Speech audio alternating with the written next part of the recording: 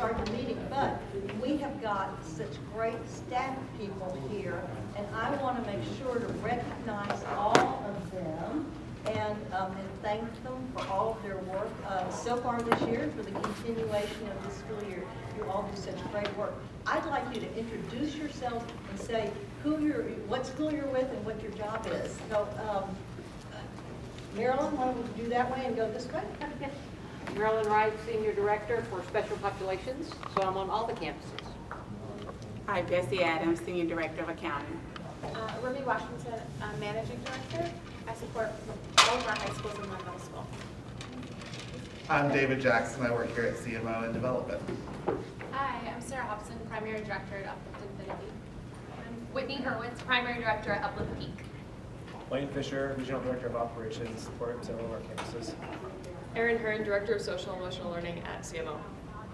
Hi, I'm Joe Doherty with Reading Partners, not with Uplift, but I support Uplift Heights and Uplift Williams. Kim Lammers, I'm a data analyst here at CMO. Hi, I'm Brenda Graham. I'm an accountant here at CMO. Hi, Cassie Hebert. I'm in the development department here at CMO. Great. I just wanted to thank you all again for all you do for us before we officially start our meeting. But and happy holidays. You all deserve a nice break, I know. So enjoy.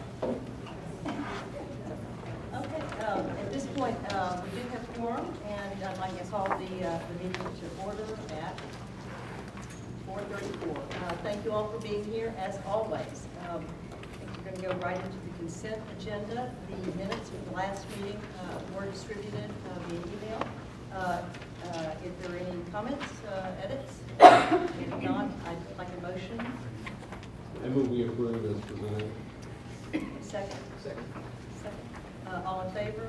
Aye. Opposed? Carries. Thank you so much. Okay. Academic report. I believe they want to do a video. Next. Go for it. We had some technical difficulties, so go ahead. Oh, okay. All right, we'll try to Let us know when you get. All I'm sorry. That's All right. So we'll start with the two presentations.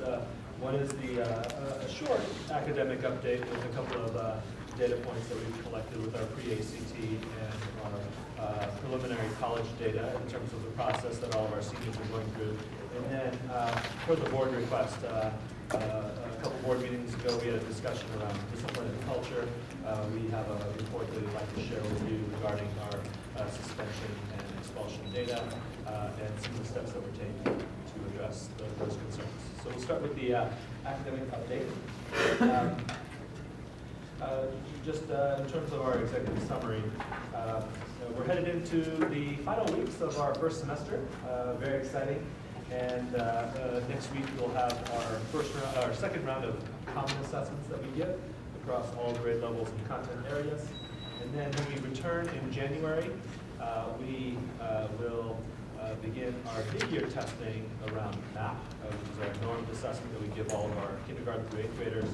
And it should be a great time of year. This is the time of year where we know directionally where each school is projected to hit in terms of their spring assessments that they'll take.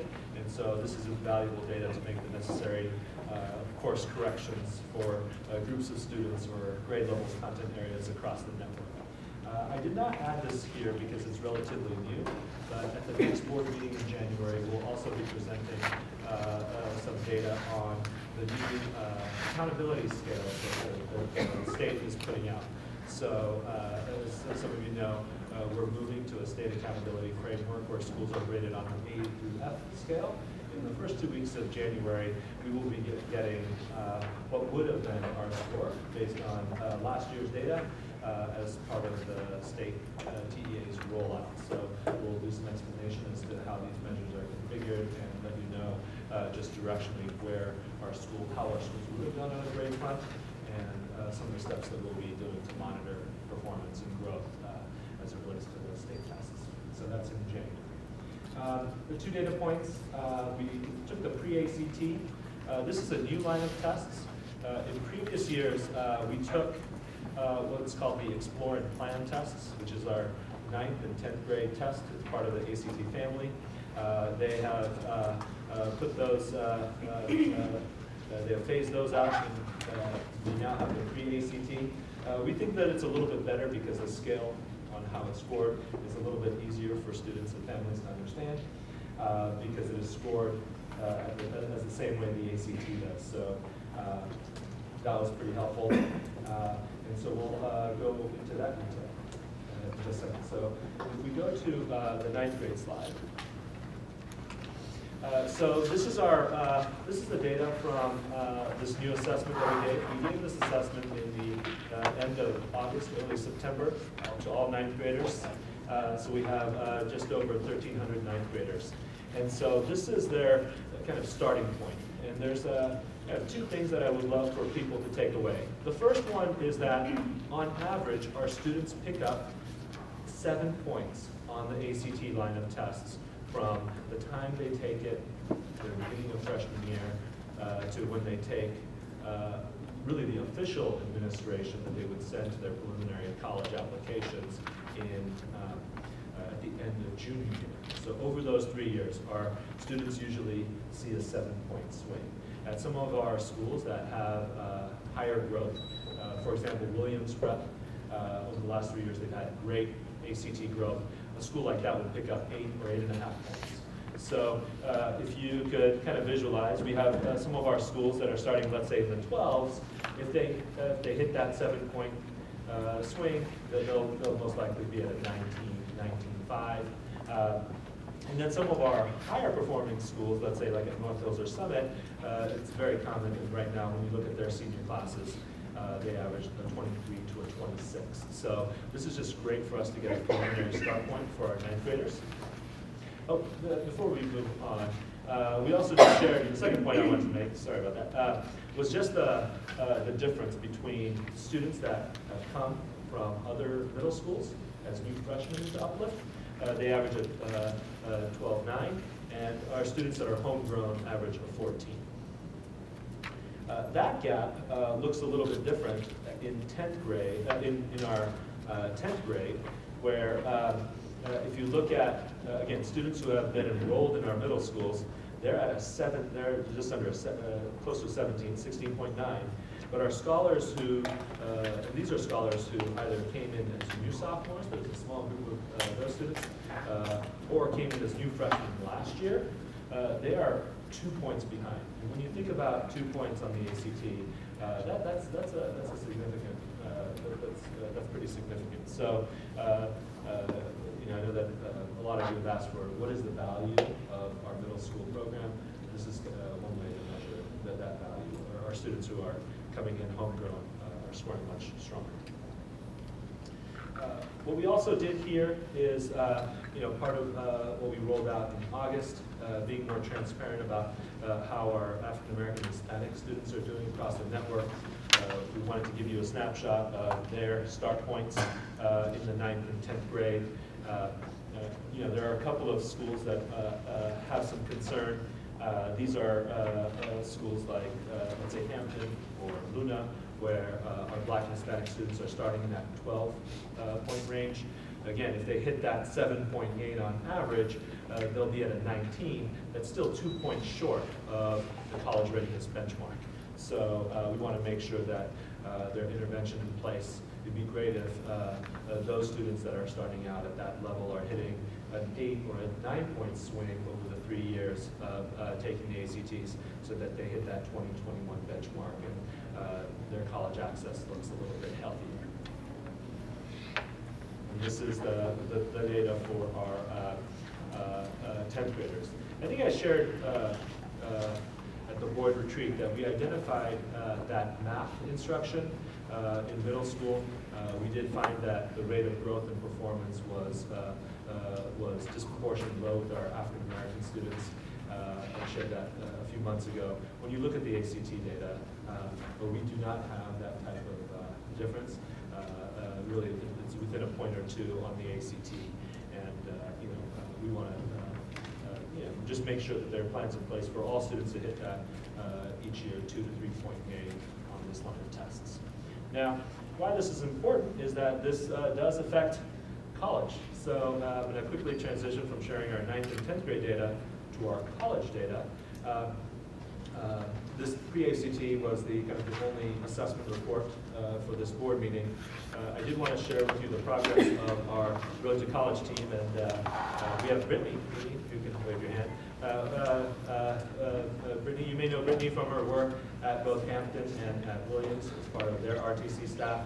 She is now our new director. She started in July, our director of college admissions. So if you have any specific questions beyond the high-level data that I'm presenting, she's definitely the person to ask. But right now, we looked at all of our seniors, and this is data that was drawn on November 4th. We did a couple of unique things. First is there's an online platform called Naviance, which is the platform that all of our counselors and seniors use to apply to college. Essentially, you can navigate all your college applications through this online application. I wish I had that back in the day because I remember using the typewriter and writing really neatly. Back then, I'm sure all of you, most of you around the table have applied through those channels. And so there's this platform.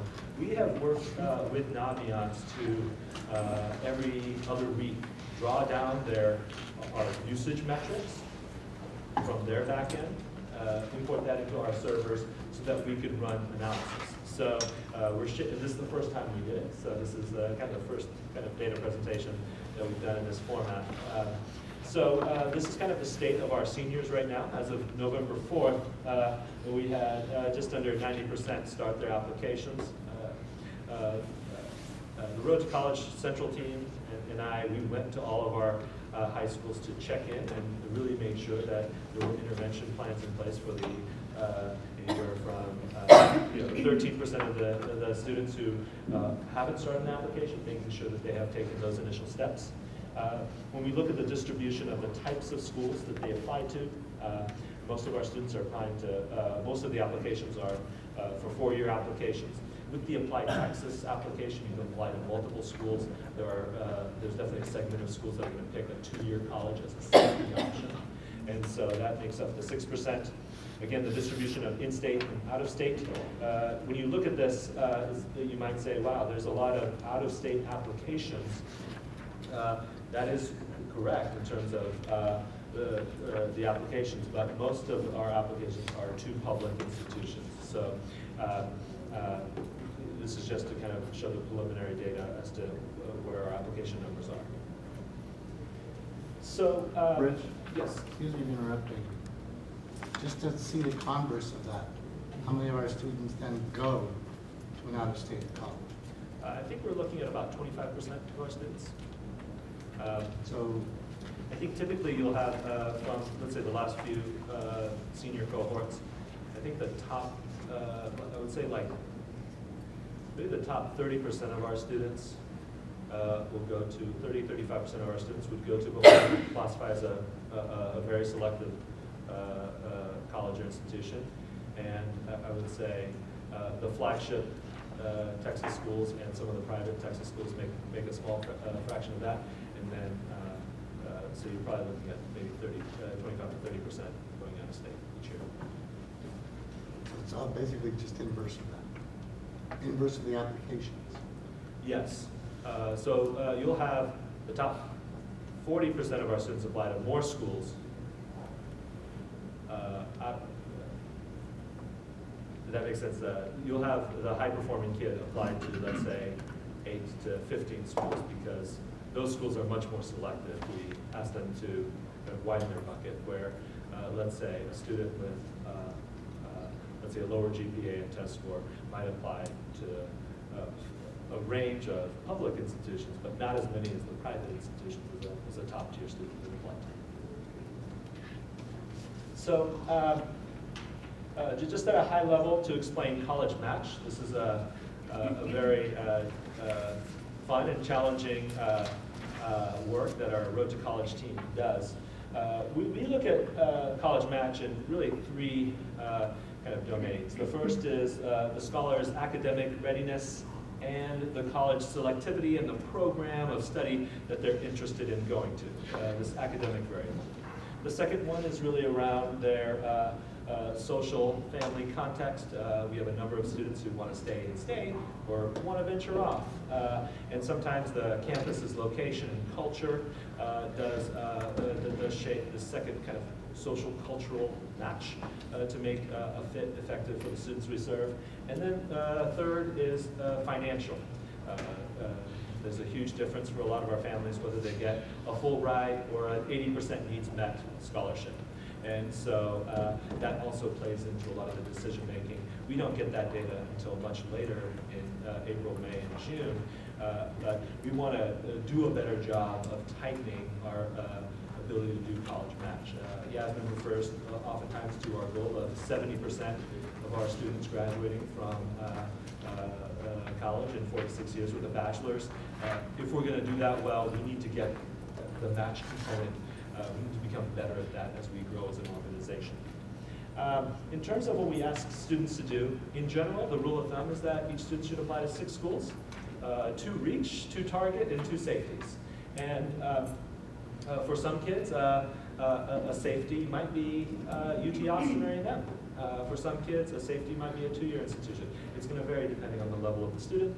And one of the things that we want to do is to build some tools for our counselors and for our central team to ensure that students have the right target safety reach schools per where they sit in terms of their GPA, their interest, their ACT scores, and so forth. Rich, I've got a question on that. The University of Texas has a top 10% rule. Does that apply to us? Yes. So that is not a rich school then, that is. Well, it could be a safety, it could be a safety. It could be a safety for some if they're in the top 8% now. 8%. But those top 8% students are probably going to apply to a number of out-of-state institutions, and they're going to do the program and financial comparisons. Whereas maybe a student in the top quarter, they can apply to a UT and try to get into the regular channels, not from the automatic percent. And so before I go into the next data graphic, which I thought was a good gut check for us as to how we're approaching this work, we do represent by bands of selectivity the average ACT score. And what you'll find is that our students who are applying to, let's say, the most selective universities are even a few points shy. And so we do represent kind of the average mean of the type of school, but most of our students that are going to selective institutions realistically are going to have an ACT score of the majority of our students that are probably in the bottom quarter of a selected university's freshman cohort. And that's that we need to be realistic about that. So just to kind of explain that on a data front, let's say the most competitive schools, this would be, like a top 25 on a Barron's or a Newsweek magazine type of school. You're looking at ACT composites in the 29 range, and their class rank in the top 10%. We have really the 35% of our seniors are applying to those type of schools, and these are a top third. Their average GPA is a 3.7 and a 25 on the ACT. So clearly they don't, they're going to, their position in terms of freshman cohort most likely is going to be in that bottom half, bottom quarter in terms of their range of ACT scores. And a lot of magazines like Barron's or Newsweek, they tell you what the mean ACT or SAT score is, but they'll also tell you what the 25th or 75th percentile range is, and our students are going to fall more or less in that 25 range. So this is kind of the distribution of applications. But what was really great for the data team to look at and the Road to College team to look at is, there was kind of a uniformity, if you will, of just the types of GPAs and ACT scores that it takes for our students to apply. And so, really we want to get better at representing data like this for our high school directors and our RTC staff so that they can make decisions. We also would love to get this data in the hands of our 9th and 10th graders who took the pre-ACT so that then, if there's a student who wants to go to a specific university or a type of program, they know what ACT and grade point targets that they would need to hit over the next few years.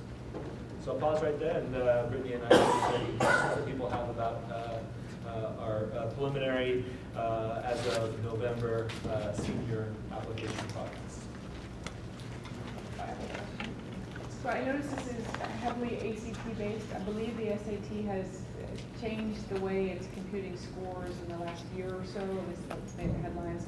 And does Uplift have a perspective on the difference between ACT and SAT, and are we guiding students in either direction? That's a great question. About 6 years ago, we had that debate in a lot of meetings that we had. We decided to pivot. 6 years ago, we were requiring that the SAT be taken by all of our juniors and seniors.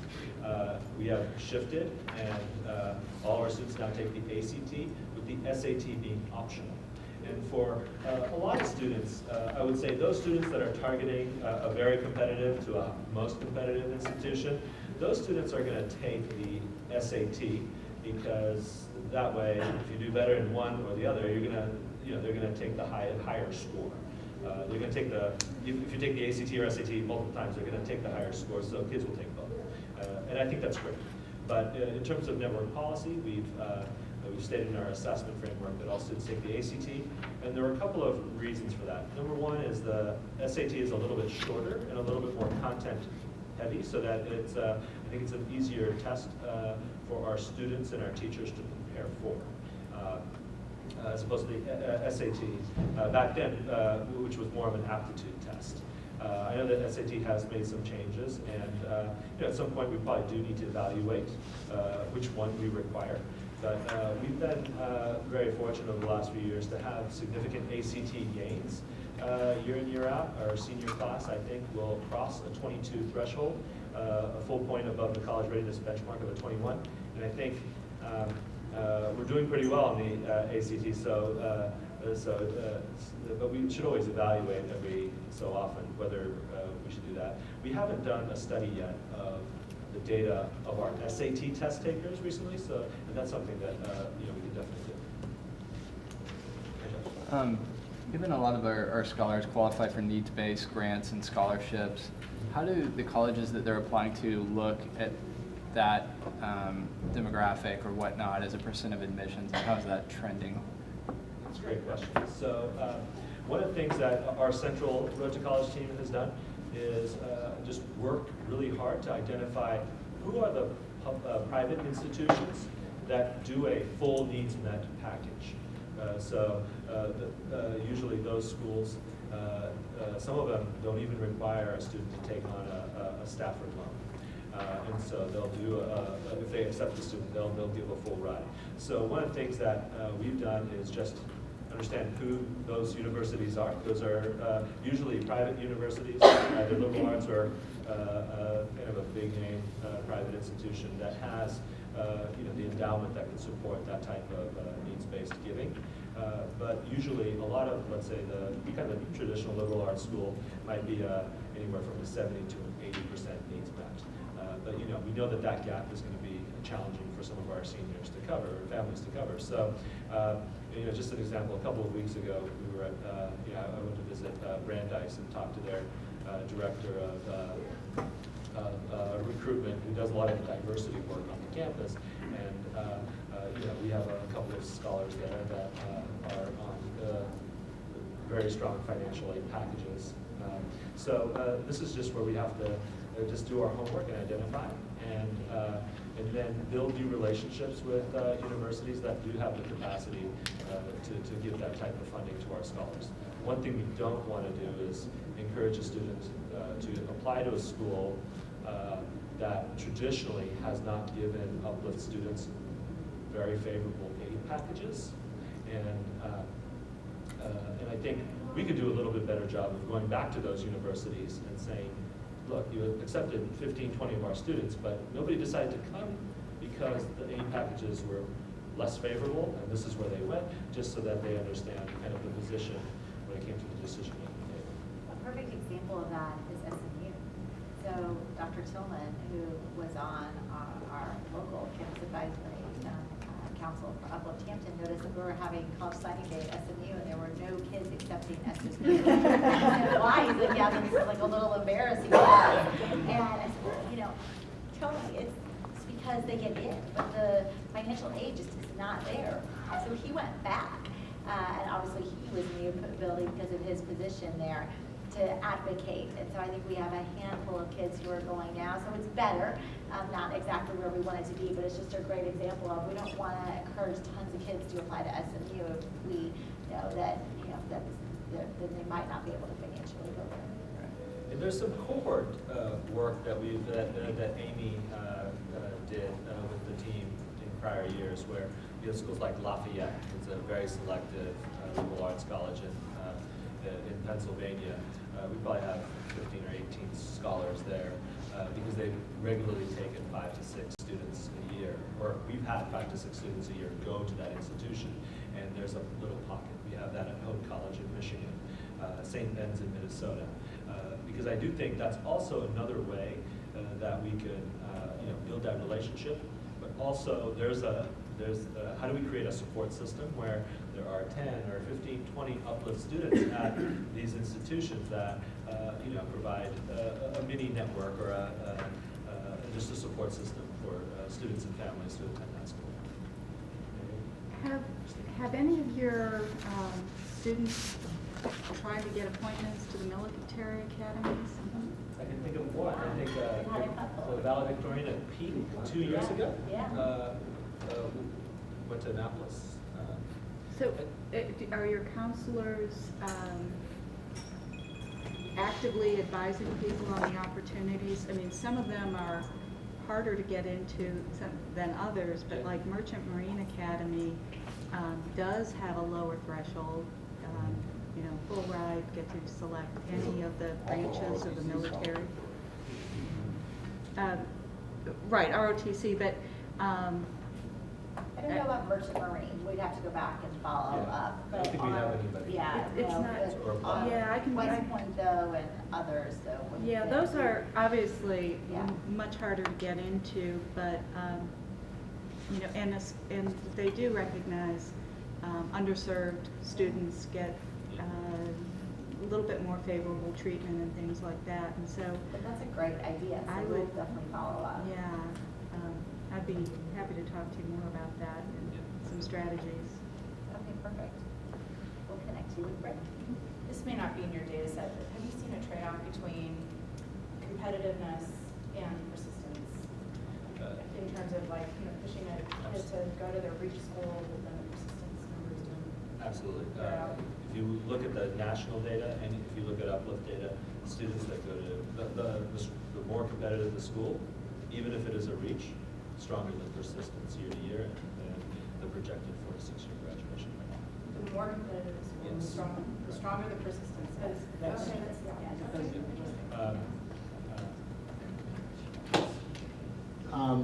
So you mentioned that the average ACT in the senior class is around 21.7. 21.7, I think it is right now. 21.7. So that's the average. That's the average, yes. So what percentage are college ready? Yeah, so I think it's like 52% from the last draw. And then we also look at the percentage of students who score a 24 or higher, and that is, I think, 29, 30, about a third of our students score 24 or higher.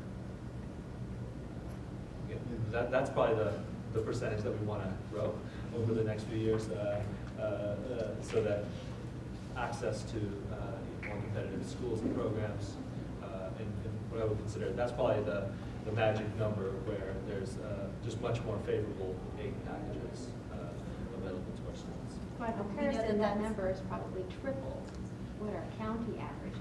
That's what I was about ready to say. So on the 24 benchmark, I know that one of our largest local ISDs is 9% or above a 24. So we are 20 points higher.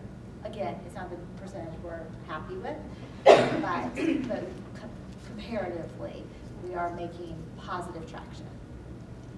And Rich, I don't think we can forget the parent component. Absolutely. That you actually, if it is a school that just educating the kid on and the parents on, if it's a school you really want to go talk to financial aid. Yeah. There's a lot more they can do face-to-face than just looking at numbers and looking at data. I'm total witness to that. Yeah, and I think that's something that we'll definitely take back to our director of alumni, who does oversee the financial aid processes for our seniors. I think we teach families and students how to fill out the forms, but I don't know if we are explicit about, as you mentioned, this advocacy, because it's a different kind of advocacy if one of our folks pick up the phone versus a parent or a student advocating for themselves to get something more favorable that would make it wrong. That's really great. How do you feel about our road to college staff, and how is it perceived within? I mean, I would think that within the network, they would understand that it's a really cool gig. It's kind of what the big lever within Uplift. But how is that role perceived? How do you feel about the depth of bench there? It is such a key lever too.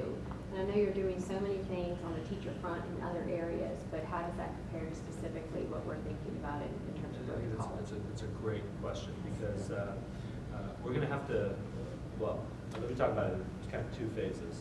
One is,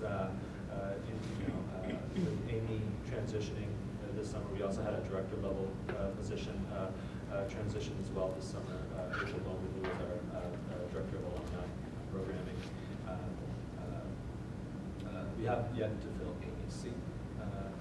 So I've been working really hard with our other directors on the Road to College team and our managing directors on keeping it going. And so I think, we also found that at a couple of our schools, like Williams, where we have had a lot of transition. I think I think from the outside looking in, it looks like a very exciting role, because our students are great to work with. We have a lot of students that are applying to great colleges and universities, and it's great to work with families. And it's also great for someone who has, that they like being in social environments, because it does take a lot of networking with college representatives and associate deans to get them to understand how we go about the work at Uplift. And so it is a lot of networking. It is incredibly, it's a lot of long hours, especially in November, December. The Feds moved up the financial aid deadline to November 1st. And a lot of our applications are due in November, December, January. Across those 3 months, it is 70, 80 hours a week. Well, It's incredibly tough. So I would say there is burnout. It's probably our number one concern with the Road to College counselors is on burnout. But my concern is that they get so stretched. It is such a time-intensive job. It is such a relationship job. I obviously get called on to find mentors to work with, and it's just a tough role. But yet I feel like it's one of the most. I feel like it's kindergarten and Road to College. Those are the key places that we can, that you're making the difference, right? I mean, that's where the high points are. I mean, if we were to get additional funding at the state level, one of those staffing priorities would absolutely be increasing our Road to College teams on our campuses, because we know that they are running very lean when you compare to the expectations we're setting of what we want to do for our kids and our families. So it is definitely something we talk a lot about, and actually as we're interviewing senior directors of Road to College, and why we've been so hesitant to make a call on someone, is obviously the bar is very high, replacing Amy, who's now in New York for family reasons, not because she doesn't love Uplift. Is we actively talk with them about how would you manage the culture and the environment of this team in such a highly intense environment.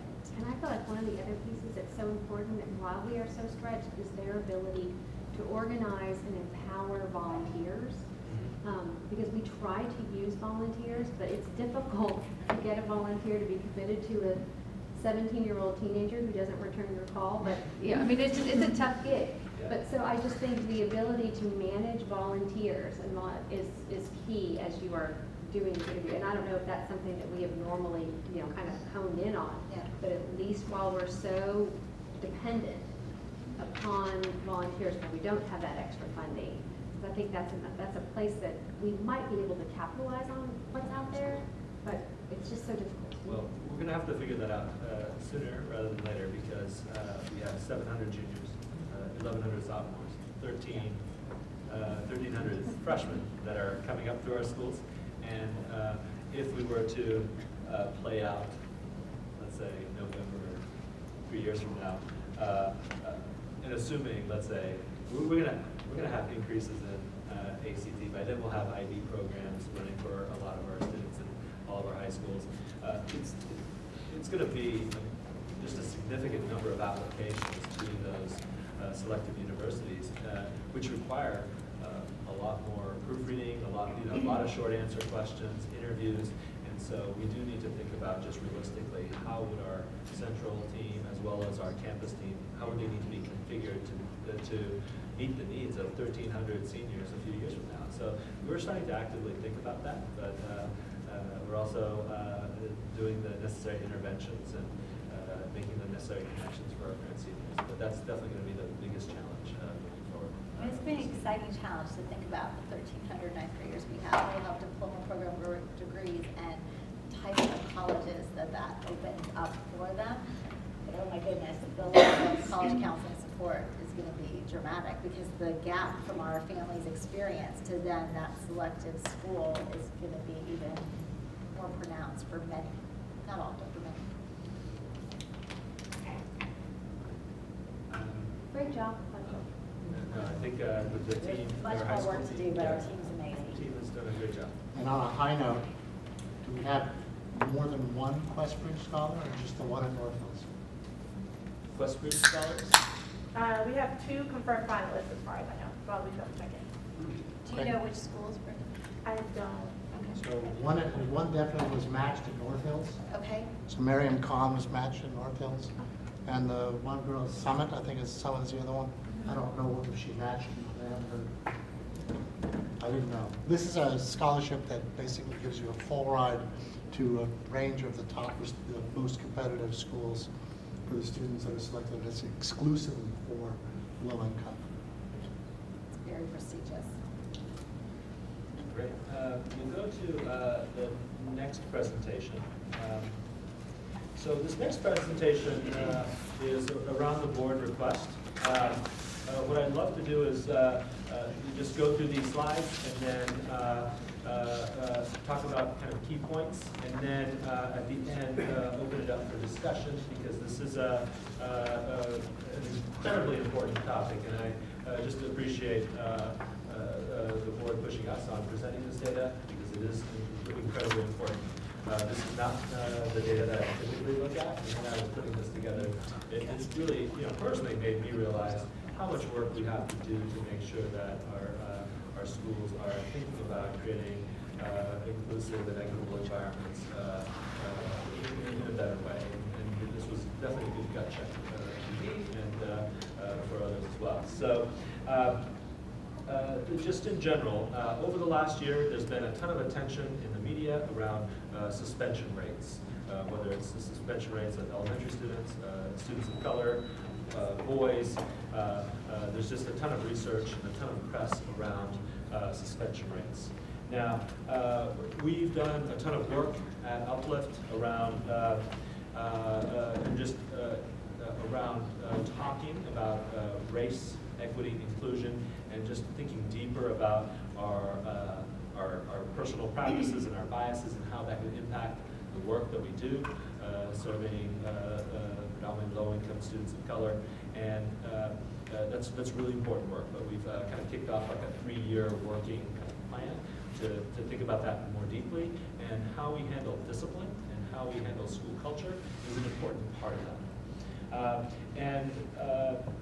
This is the first time presenting data in this fashion, and I think regularly, whether it's quarterly or every semester, I need to do a better job of presenting this data so that we can be able to anchor where we are, where we need to go as it relates to that.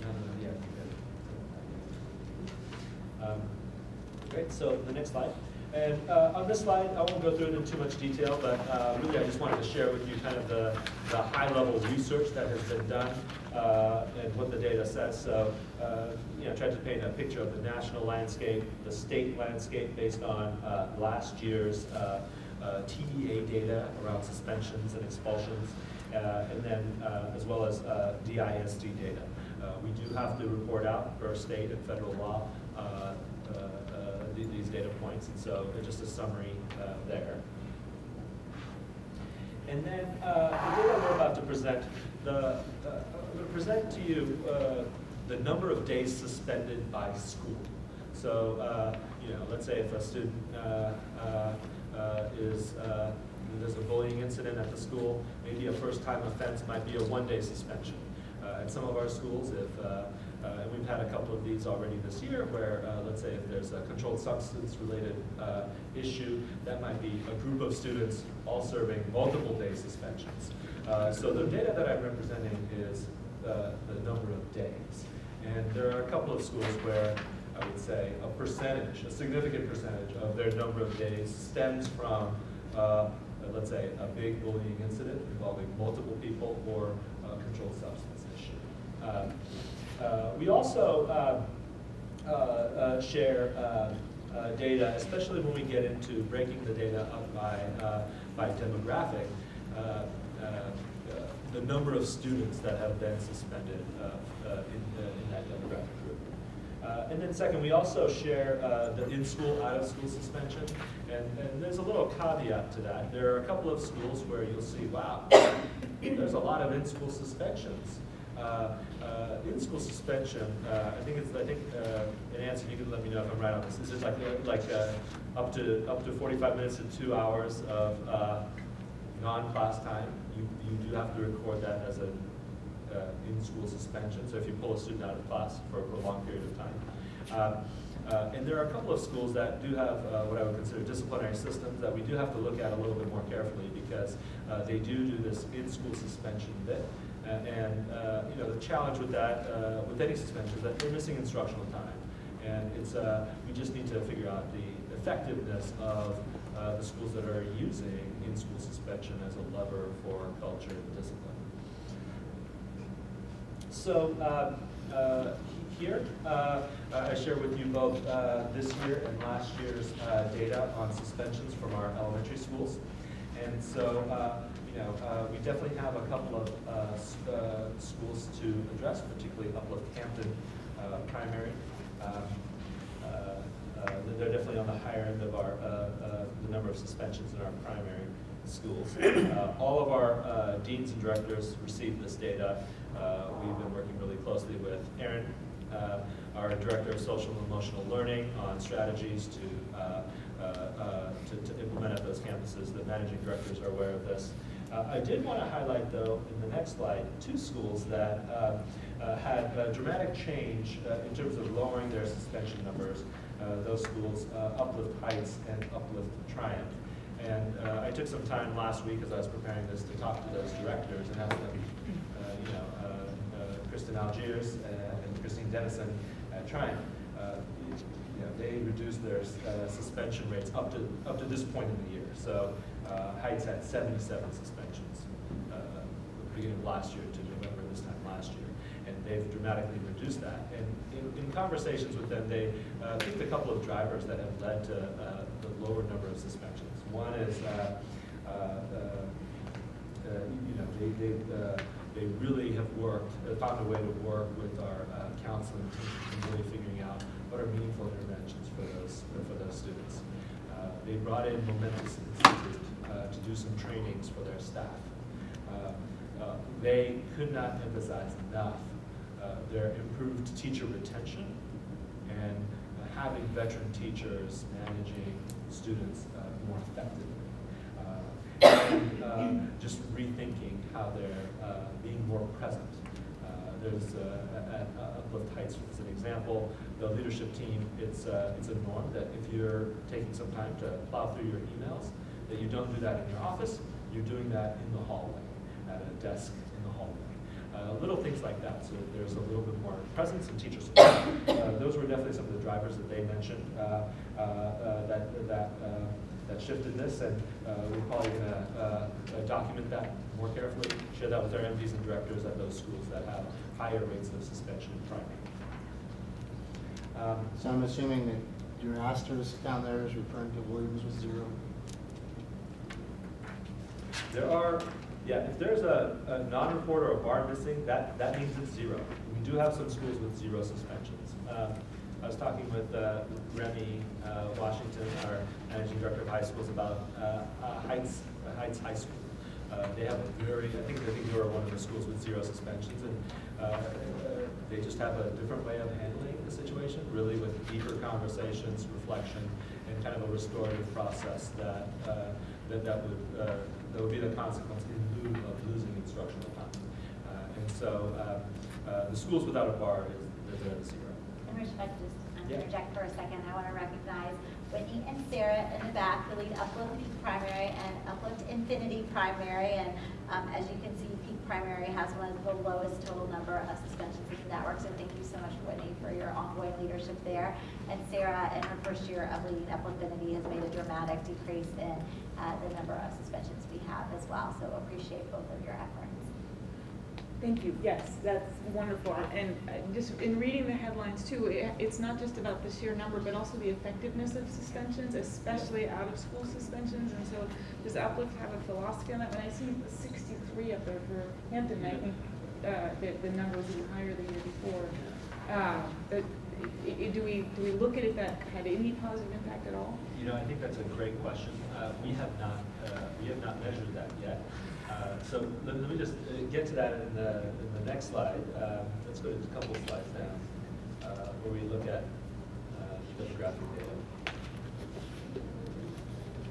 Here, this was one of the biggest concerns that came up, and this is something that we need to work on as a team as well as a managing director team, particularly on our primary schools. And this kind of goes to your question that you asked around how do we know that it's effective? Because we do know who the, let's say, the 106 students who they are, who were suspended at a given point in time in our primary schools, and we could work with our data team to understand, how many students are getting multiple suspensions? How many, are these students high performers, average performers, or low performers? Are they seeing growth academically?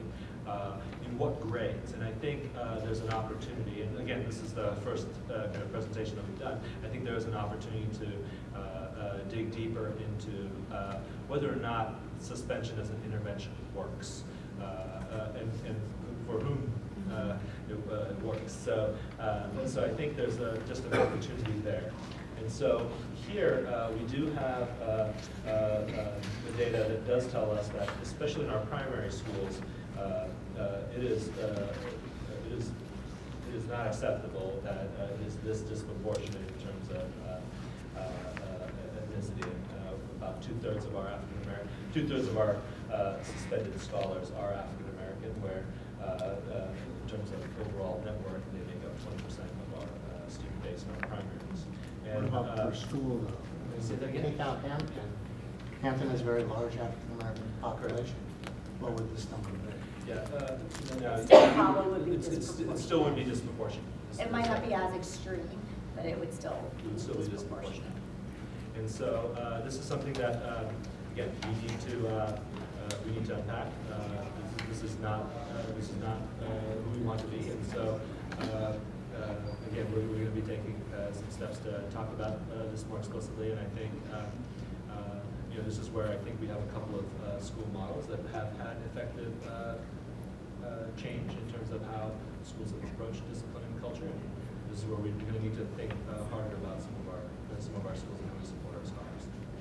I think the other thing that's interesting is to see where we have positive incentive behavior management programs versus discipline programs, especially by classroom, especially in the youngest of grades and when we have our youngest teachers, where I've worked with some of our earliest of teachers. They seems that it's difficult to manage a classroom and using that more negative behavior management program versus having one that's more of an incentive positive. And I wonder, as you're looking at these suspensions, that might also be an interesting thing for us to understand and research and perhaps try to support, because that seems to make a huge difference. And, and Aaron, I don't know if you want to speak to the professional development that you've been leading this school year around the point that Abby just made. We did segment the professional development for our deans, where our primary deans, it is required that a school send one of their 2 primary deans to the social, emotional, professional development strand, as well as all of our middle and high school dean of students. And I'd love to, if you want to share a little, some highlights as to kind of some of the things that you're doing to address Abby's concern around this positive and negative kind of system that kind of underlays a lot of our culture and discipline systems. Sure, and with the Deans of Scholars, we're looking at it sort of as a 2-year progression of figuring out first monitoring the data. So they've seen all this data, we've discussed it, parsed it out in detail. We also are comparing their behavior management systems. So right now across the board, we're seeing a variety of systems, everything from color charts in classrooms to students earning dollars in paychecks for activities they're doing to completely restorative practices where there is no sort of incentive or disincentive negative consequence. It's just really about conversations and building relationships. I don't think we're at a point to say which one affirmatively works, especially different grade levels. There's so much variety that's going on. I know we're also doing a lot talking about parsing out the difference between discipline and consequences. And Sarah's actually doing a great job of this. Is a suspension actually building the skills and ability that a scholar needs to be able to not do that behavior again? And if we do have to assign a consequence, what is the corresponding discipline conversation?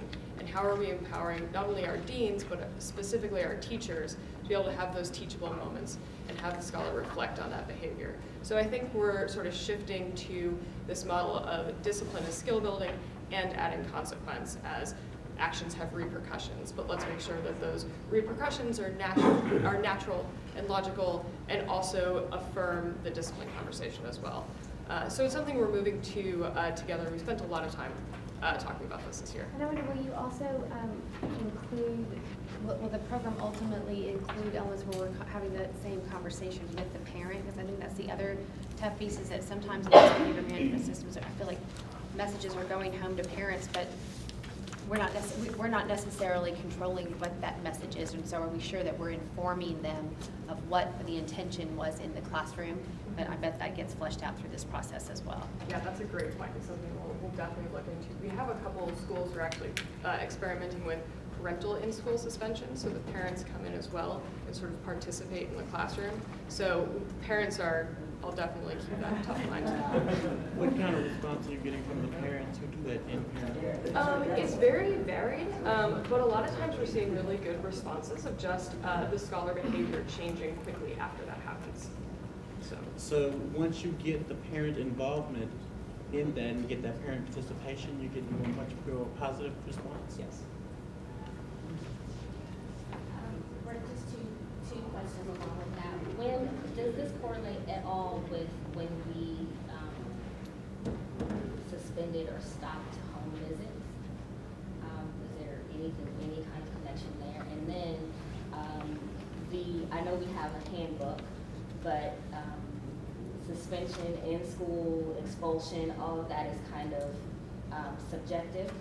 And so when I look at these numbers, and especially if I go back to maybe Grand, whose numbers almost doubled, look at Summit, whose numbers almost tripled, who the decision maker, I think has a lot to do with it and how they're viewing the behavior. And unfortunately, when it's disproportionate like this, that some behavior looks worse for some other kid, but if a different kid of a different ethnicity did the same thing, it might not look as bad. So I think that training is super important, and also really looking at the final decision maker and how that's changed and why that would double or quadruple. I mean, it's a little bit alarming, especially when I'm seeing primary, so I'm seeing babies, not babies. But what good is a 3 days at home with your mom gonna do? So It's almost like a reward if you sit at home like that. His mom's at home, right? And, I think your first point around that initial home visit, we definitely did less of that than we did a few years ago. I think that would be kind of hard to study, but definitely your point around just the training that our directors need is pretty critical. And the kind of system that we have in place, we do have the code of conduct that serves as an anchor, but there is a lot of discretion on the part of a school director, and you have directors using suspensions as a consequence, but you also have some directors that are not, and figuring other ways to intervene to support students' behavior. So, that is not something that we have taken the time to form as tightly, because a lot of our culture practices have largely been on the discretion of a director and a chief director of a school. So this is an area that we do need to tackle. Rich, another thing at the risk of, and it's not in this presentation, at the risk of another layer of data, especially on the in-school suspensions, is the categorization of the reasons for the suspension, because that can range from somebody who's serially doesn't put in their homework to, to some more performance-related, misperformance related conduct. Yeah, so that's a great segue into middle school data, and if you,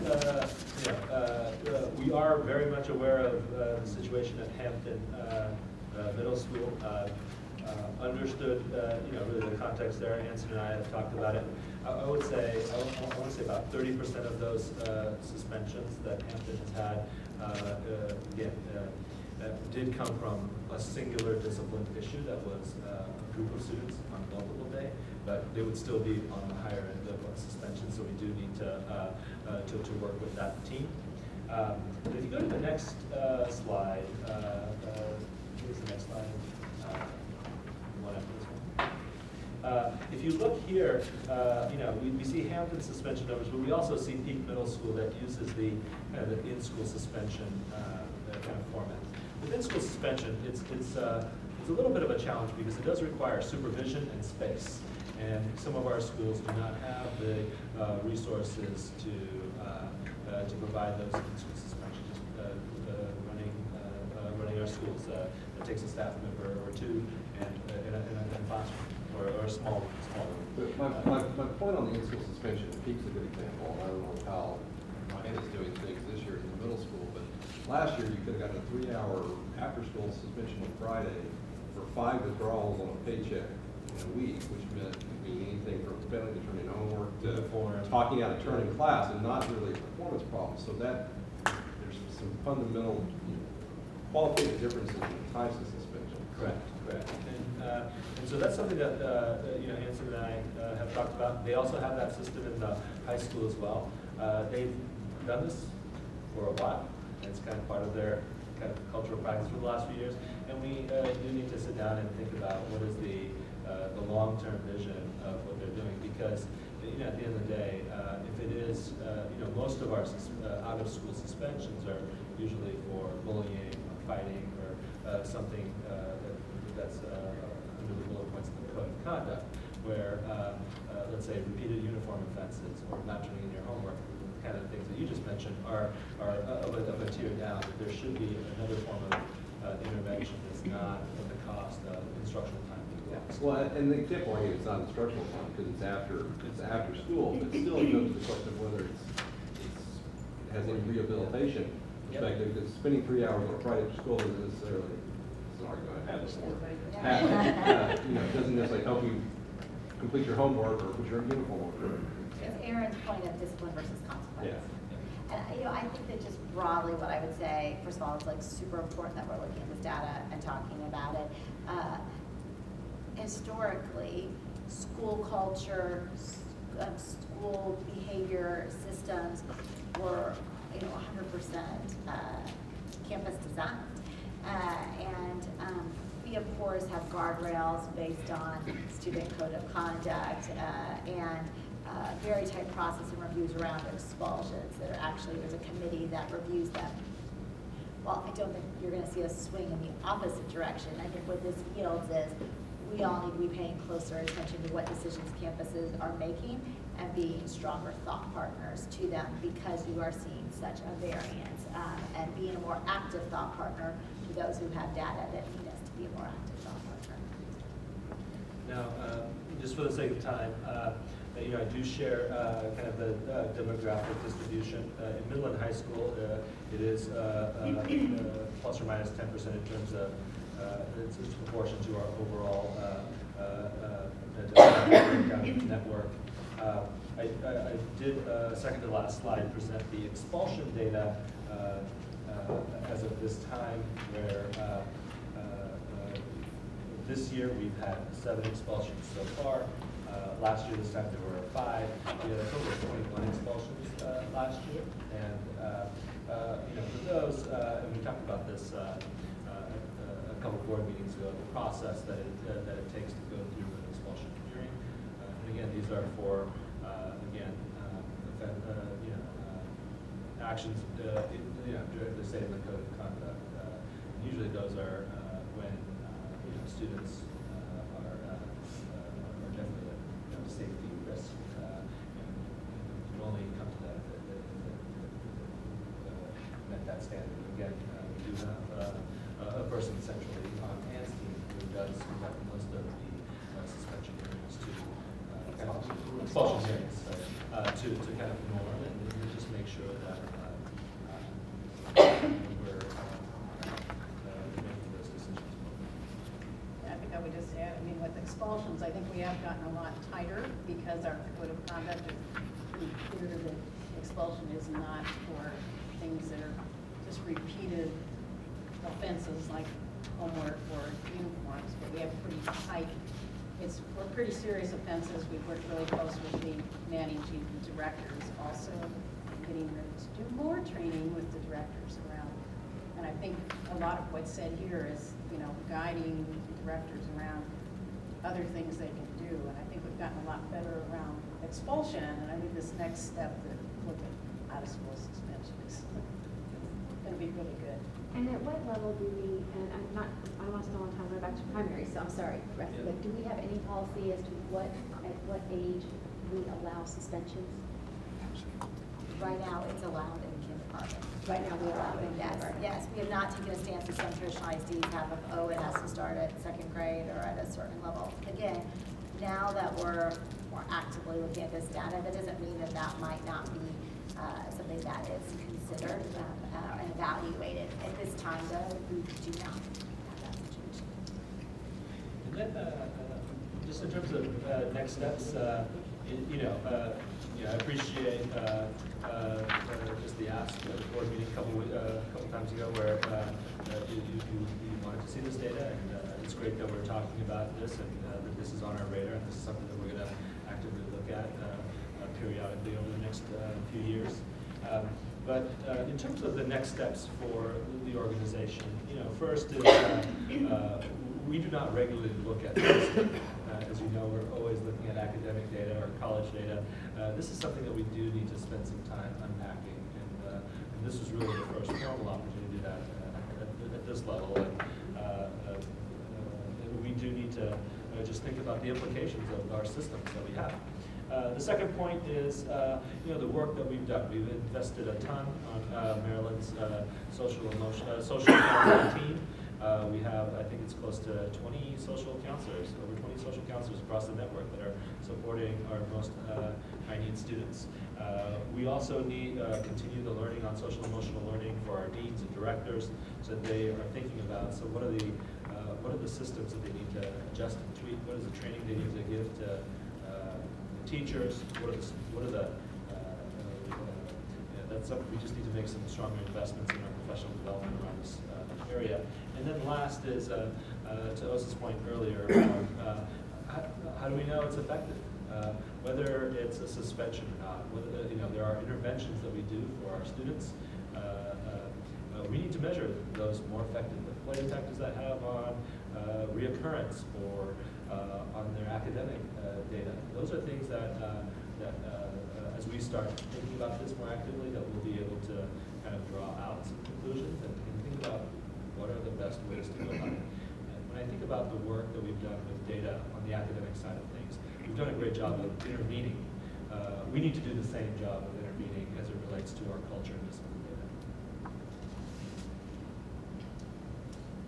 Well, excellent, fabulous, and thank you for all the follow-up and everyone who participated in this, because I think we started with an expulsion hearing that some of the governors, had some questions about, and we really, really appreciate last meeting, having you explain to us the process in this meeting space and continuing. We'll continue to share. One bit. Yes, and I'm sorry, also on some really positive news, we got word a couple weeks ago, and Melissa reminded me that we didn't have a chance to share it, or I hadn't got that news yet, that Heights Middle School came off of its IR status, and so that was awesome. As you all recall, we had appealed it based on some testing irregularities in terms of the scoring of some scholars tests, and we were thrilled to have the TDA share back with us that we agreed with our appeal, and so it was pretty awesome. So we have one IR campus, which is Uplift Marine Primary School, which we plan to get off of IR status at the end of the school year. Well done, well done. Awesome job to the team. Yeah, great job. I'm going to insert one additional agenda item. It's not really an agenda item. It is a thank you to start with to Abby and her family foundation for initiating the Christmas bonus, the holiday gifts to families, assistance to families in need. And you've been doing it, I know. We say thank you, that Uplift was helpful. Where's Deborah? And agreed Really Cassie. on administrating it this year, because it's just gotten bigger and bigger and bigger, so thank you. Bigger and better. And so if anybody does have a contribution they'd like to be making to the Family Assistance Fund, Cassie and Greta are both here and willing to take whatever funds you might want to contribute. So We'll thank take you. pocket all. change, cash, credit cards, checks, gift cards, whatever you happen to have. It does not have to be An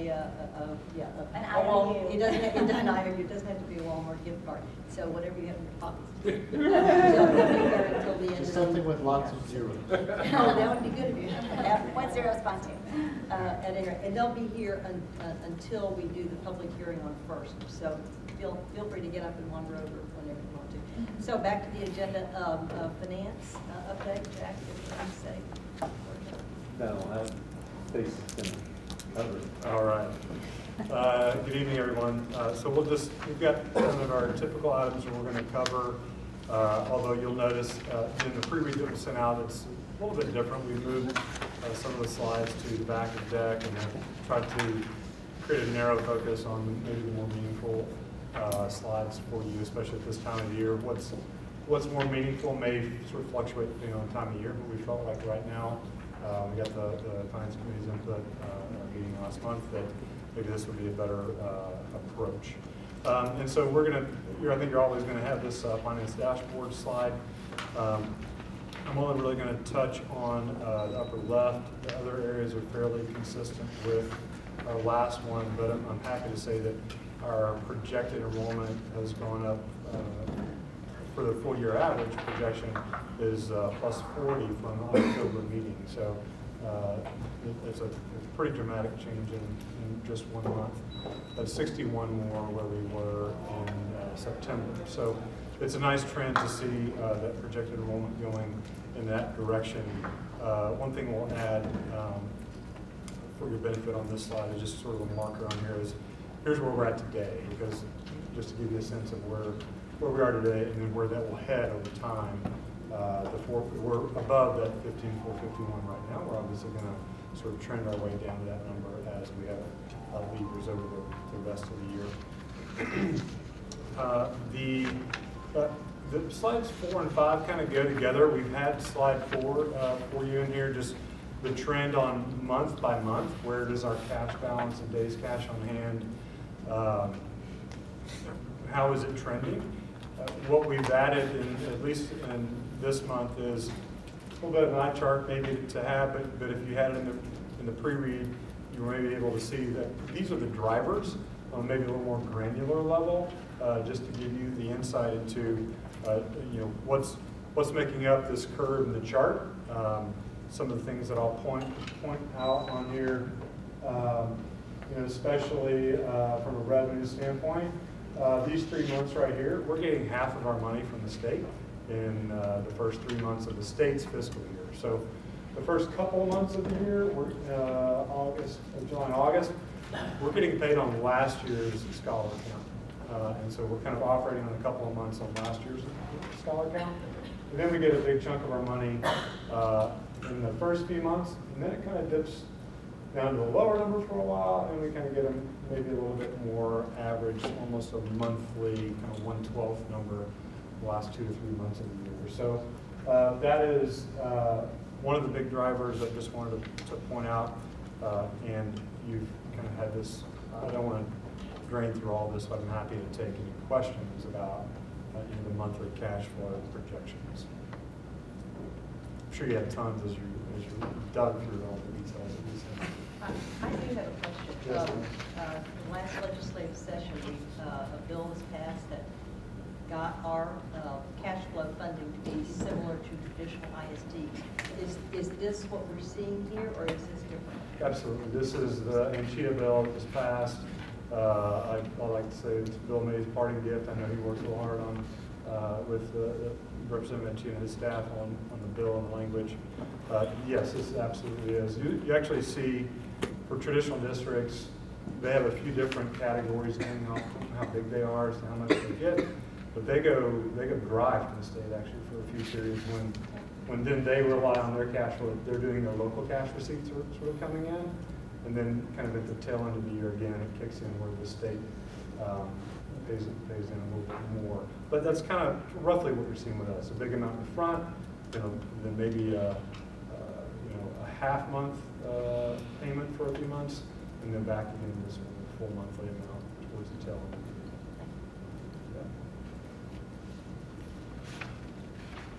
If no other questions, I'll just move to our revenue and expense forecast slide. So we've given, this is the first time I think that we've provided a full projection for the board.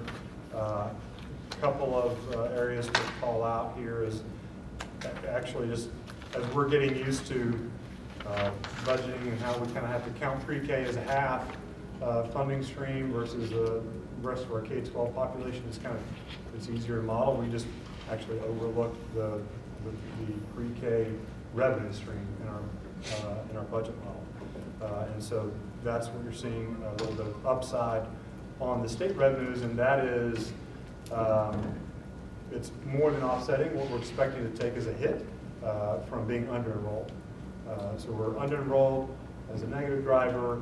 We've got slightly better projected attendance rate as a positive driver, and then as another positive driver, sort of one time this year where we didn't have the pre-K revenue number in there. Hey, Stacy, would you just in case some people don't know, tell people how the difference between your forecast, what comprises your forecast numbers versus the budget? Yeah, absolutely. So we take, the budget number is based on, that budget enrollment, a 96.5 attendance rate, and then what we put think. Together when?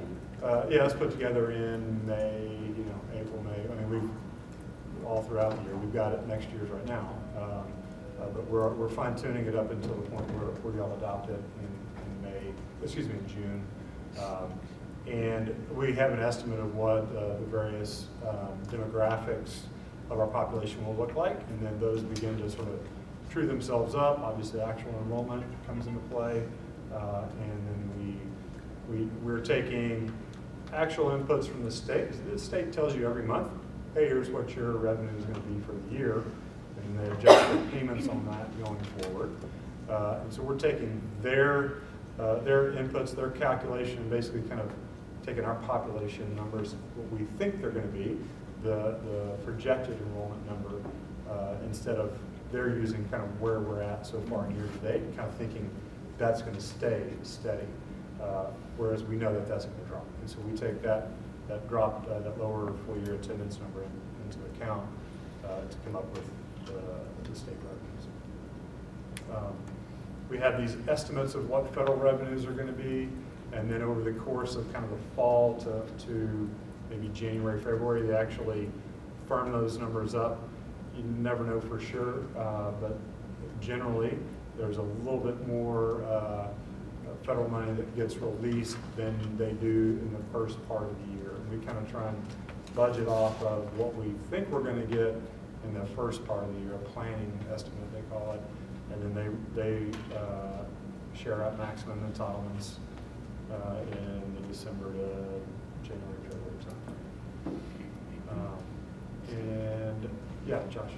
I know our enrollment deficit as a whole is mostly due to not over-enrolling enough at a handful of campuses, I guess might be the right way to think about it. It's not due to attrition. Is that fair? Yeah, I think we just never really got to where we would like to have been at the start of the year. Right. Especially at a handful of campuses. Do we, aside from expulsion, which we just went over, do we track the attrition rates and how they compare versus prior years? My team, as we're building, and we may do it more broadly, my team does for the forecast purposes. We are, we've got where we think it's going to go, and actually I will say we haven't adjusted balance of year attrition assumptions. As we've gotten to plus 40 on our forecast versus the last month, or versus October. So we haven't changed our forward-looking approach based on a narrower attrition rate so far this year. The plus 40 is mostly due to a lower attrition rate than you had anticipated previously. Is that it's not due to enrolling some students really late in the year? Could be some of that too. Yeah, absolutely. Because we have schools that, if you recall the enrollment attendance goals that went out in September. There were some schools that, if they were to enroll some more and hang on to those scholars for the rest of the year, and they would achieve a higher performance rate. And I do want to call out, sort of down in the bottom here, where we're forecasting a substantial negative variance on interest expense. It's actually an error on my part. This number is not going to be that big. When we were pulling this together, there's a sliver of our bonds from 2012 that generate a tax credit subsidy payment from the IRS. That's $740,000 roughly that we did not factor into this forecast number. So when you get the slide deck in January, you'll see that revised, and therefore also the dashboard slide will be revised. Any other questions? I mean, just to be clear, so your forecast number has the benefit of actuals from, for the first, roughly half of the year. Absolutely, yeah. Whereas, July through November is actuals. You're comparing the forecast to budget, which, right now we have more clarity than we did 5 or 6 months ago on what's going to happen. On most cases, yeah. It's a better comparative of where we think we're going to end. Absolutely, and we'll call out, we're calling out some savings on the salaries and benefits line item here, and on personnel at the top line, and that is just roughly what we've realized year to date.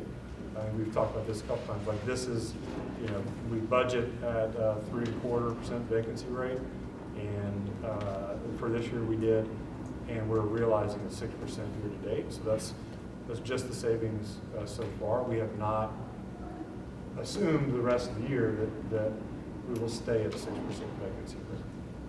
We've dropped that back to 3.25%. So we could see continued savings should we not fill many of the vacant positions.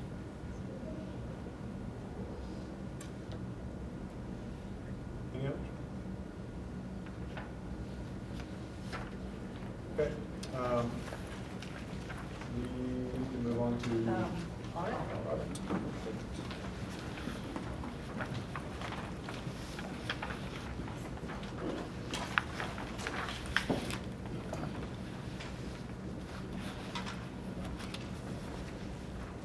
This went out to you in a pre-read slide as well. I just wanted to, we thought it'd be good The audit's not yet complete.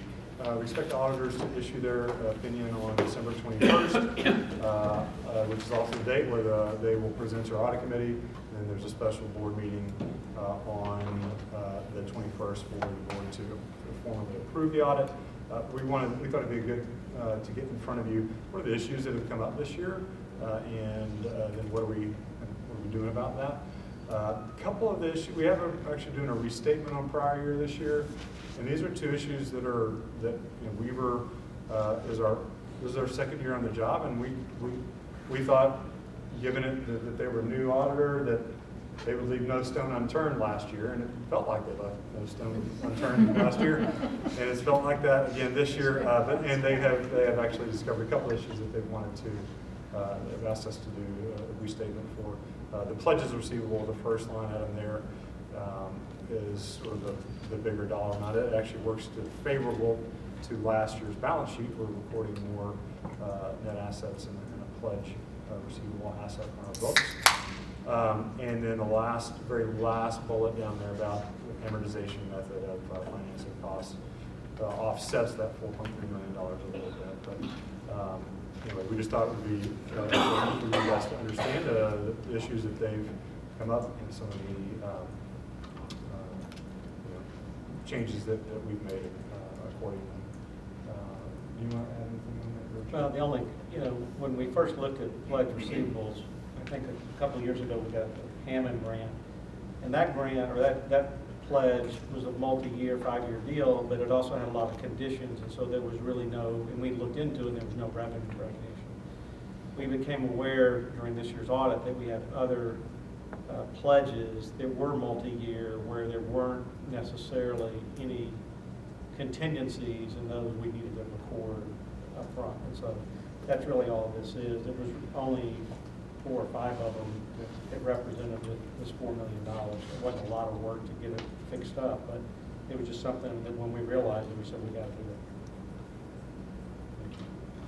it. And then I'm not going to drain all the items that were on sort of our action items list, but we've kind of bucketed them into just sort of our team structure, some actions that we're taking, some of the technical skills then of our team, and just how we, as the last one, sort of coordination of our work amongst various departments around the organization. So happy to take any questions. The net effect of the audit adjustments is a positive, I guess, from the sense it's a net asset addition, and so therefore any TEA reports that focus on net assets, that would be a plus. And then same with, I don't think there's any bond covenants. It would still be, maybe not the fact there was a change needed, but the fact that the numbers went in the right direction, but we view it as a positive. No, there should be no negative implications of these audit findings on our first rating or on any bond covenants. Thank you very much. Thank you, Richard. Ardo? Sure. As part of the governance committee agenda, we have 2 speakers today. One is going to be David Jackson, who's going to speak a little bit about a Campus Advisory Council social event that we had recently. And so with that, I'll introduce him. And then we also are going to have the Campus Advisory Council Chair, Kathy Estrada from Mighty Meridian speak as well. And Kathy, maybe you can kick it off. Okay, well, I'll begin by saying tours. You're all your friends who come through. I would really like to kind of follow up on Rich's discussion about college, because I think it's a really good time right now that I was a graduate of Hampshire College. But I am a little American, and I do have a flag in my house. Okay, so we're in our 5th year, and so far the board has basically been 2 parents and me and Andre McEwing. I'm very happy to say that we have 2 new board members. We have another parent, Connie Vera, who's coming on, and then we've added Alex Jimenez, who is a retired executive at TXU and a part of Leadership ISD. So we kicked off the school year with a back-to-school party that Andre and I hosted at the Tarrant County College River Campus, which is a gorgeous setting. We had a DJ, it was a lot of fun. And then Rich and Andre and I went last month. We met the new Dean of Education at the University of Texas at Arlington to talk about collaborating and teacher pipelines, because we're going to be hiring so many teachers in the next 5 years. And so, I thought that went very well. And so then we also, one of my good friends toured a few years ago, and she started a family crisis fund at Mighty, for $5,000. And a couple of weeks ago, she just started a family crisis fund at Meridian for another $5,000. And as we open the schools in Tarrant County, she's committed to always setting up a family crisis fund for every school. So we need to get her on one of our advisory boards, but she's very busy. But anyway, and so I actually did a presentation on the whole brainchild of Parent University at Meridian. And speaking of Meridian, Ginger kind of wanted to give me a little bit of an update here. Okay, and that's a school that's in Fort Worth that's on the IR staff. She says, our 2 new big partnerships, Reading Partners and Child Care Associates Pre-K, are adding great value to our school community. Reading Partners is providing an avenue for community members, parents, and even Uplift staff to build relationships with scholars and support academic growth. Child Care Associates is providing high-quality pre-K education for scholars and working hard to provide early intervention and identification. We have instituted bi-weekly assessments in 3rd through 5th grade to track progress on key standards, and each assessment demonstrates growth, especially in math, which was our low-performing area on the STAR last year. So, and so basically, that's kind of that part of it. And then what we've been doing is we've been touring like crazy. We had BDO come and in August, and as a result of that, They're a large accounting firm. they're a large national Yeah. accounting firm. Oh, thank you. That as a result of that, all 38 of our juniors went to a career exposure day last week at BDO. And yesterday we talked to was when the mayor came. 2 of the students came out and told the mayor that they were seriously considering studying accounting in college. And then accounting actually did involve people and not just numbers, and that was their big takeaway in life. It wasn't, and it wasn't what they thought it was at all. And so then we had Hillwood came, the CFO, Charlie Campbell came in September. And then about a month or so, we had about 7 or 8 more people come again, and we toured at Mighty. And then November 10th, we had a distinguished philanthropist, Alice Walton, and our governor, Abbott, at our school at Mighty. And they were talking about the funding gap and between ISDs and charters, and that was very exciting. And then yesterday, the mayor came, and she read to the she answered questions in the 6th grade class, and then we went over to the auditorium at Mighty, and she read a Clifford book, and then you can see Clifford's there. Mommy earned super cool points yesterday when I showed my 3-year-old, look who Mommy met. I love it. And then we also had Cynthia Miller, who is basically Angela Farley's counterpart at the Chamber, toured with us yesterday. And she's going to volunteer at Reading Partners. Isn't that great? It's awesome. And so, and then now what Andre and Alex and I are starting to do is we're starting to really talk with Tiffany Stars, the director of the high school, because we are going to have a senior class next year. And we're really trying to start providing as many cultural and career opportunities as we can in the next year and a half, and to really kind of give those kids a lot of support, plan the graduation. We want to have a really special graduation. So that's kind of where we're really focusing. But also the most rewarding part about all of these wonderful schools is that they're part of the Renaissance Heights Purpose-Built Communities Development Project.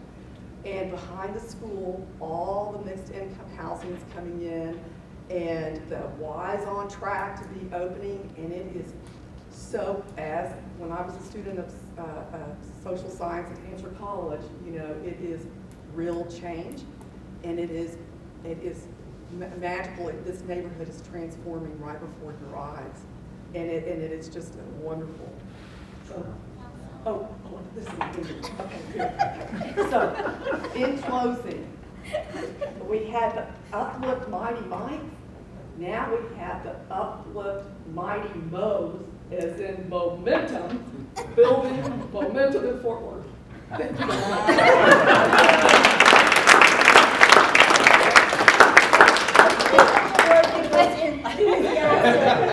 CAC chair. See, she's giving you a run for your money. I told him, you got a lot to live up to. You didn't ask for my report. I can't wait to see yours next time. Thank you, Kathy. We admire your enthusiasm. Thank you. 5 years of hard work. Yes. It takes a lot of time. So the new CAC chairs, don't get nervous because she's been doing this for a long time. Yes. It's a building momentum mode. Mighty Mo. Mighty Mo. Thank you very much. Just to follow up on that,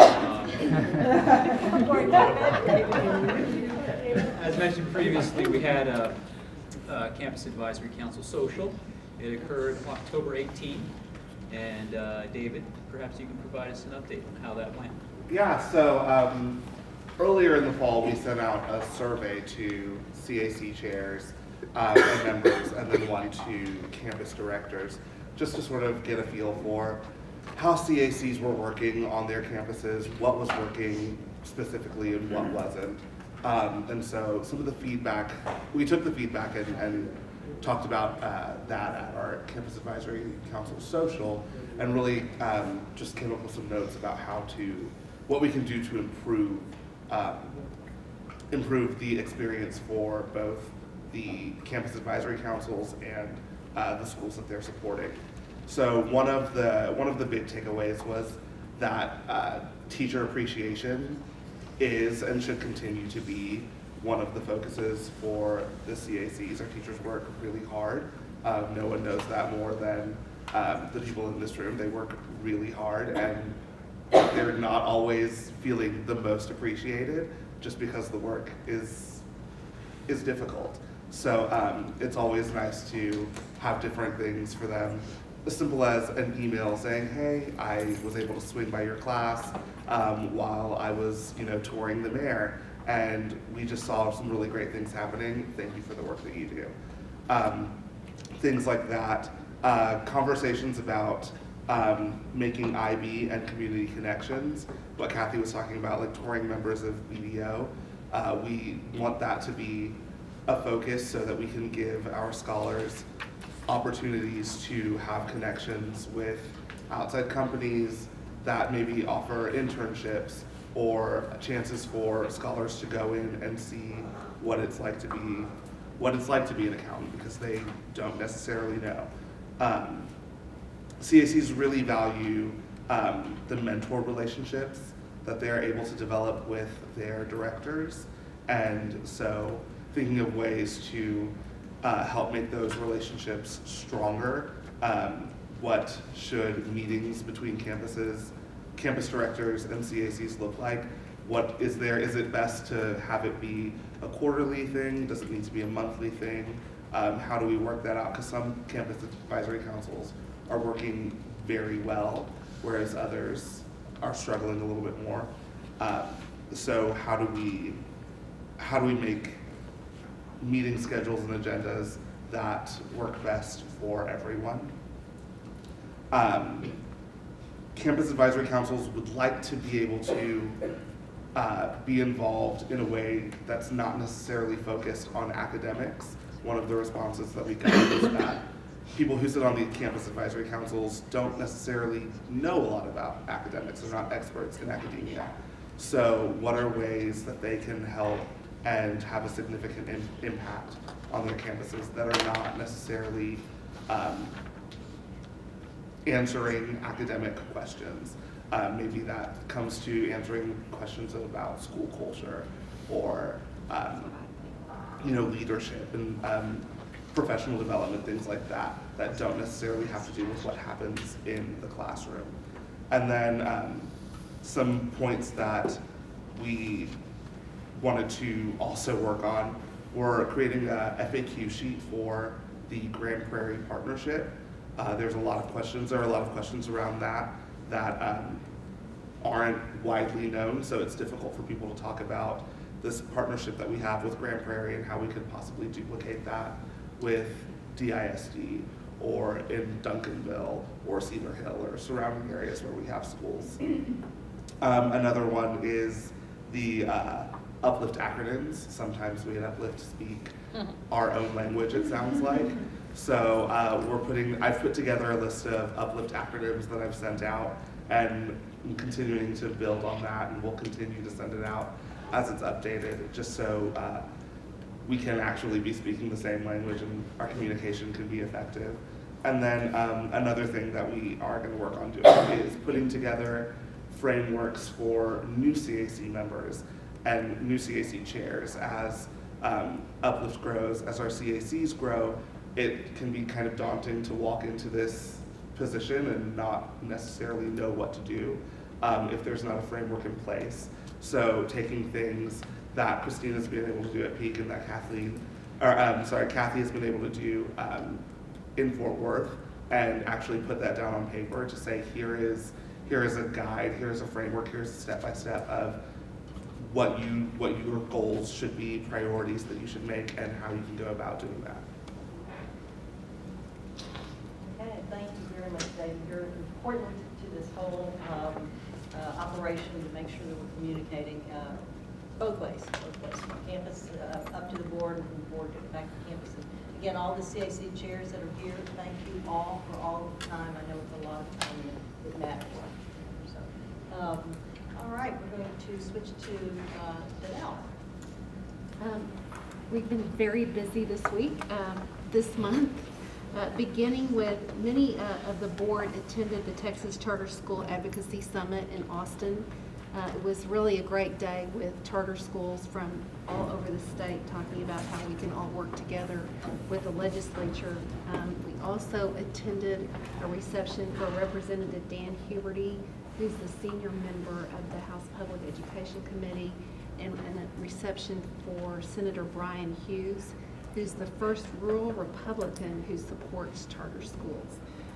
The next day, Melissa and I stayed and went to the Capitol with Addie and met with the staff of Matt Krause, Senator Kelly Hancock, and Senator Van Taylor, and stopped by the offices of Morgan Myers and Jasis Fiaba. I think one of the most exciting things that's happening is the grassroots effort from our parents. We have 263 letters written by parents that are going to be distributed, and they've done 484 emails, which there's a link on the new application where parents can choose to go into that link and send an email to their representatives saying what they think about charter schools. So, thanks. You've done a great job. Thank you very much. Lots to do with this coming legislation. Okay, back to Stacy. So as part of our,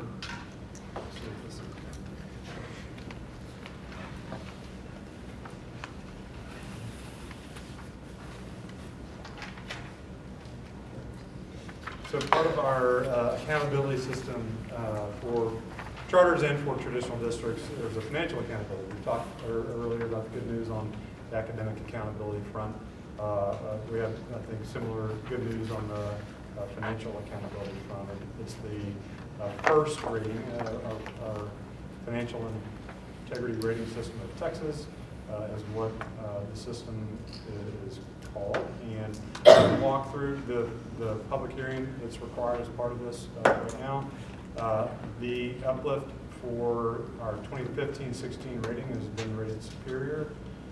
This is based on 14-15 financial information, so it's a bit dated. The numbers they come out in the sort of summer to fall of every school year based on the last year's numbers. If you recall, in 14-15 we were 5 charters. We're 1 now.